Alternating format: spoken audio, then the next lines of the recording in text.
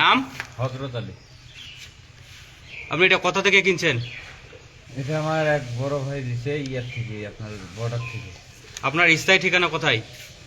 লালমনিরহাট কুলাঘাট। আপনার গ্রামের নাম? কুলাঘাট। কুলারহাট। জি। আপনার বাবার নাম কি?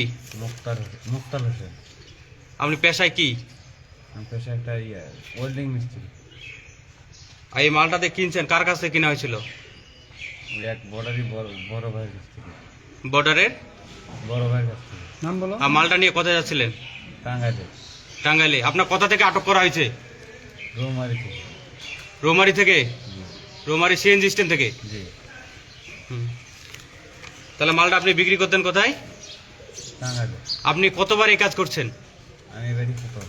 এবারে প্রথম। এখানে আনুমানিক কতগুলা গাঁজা আছে? 5-6 কেজি। আনুমানিক 5 থেকে 6 কেজি।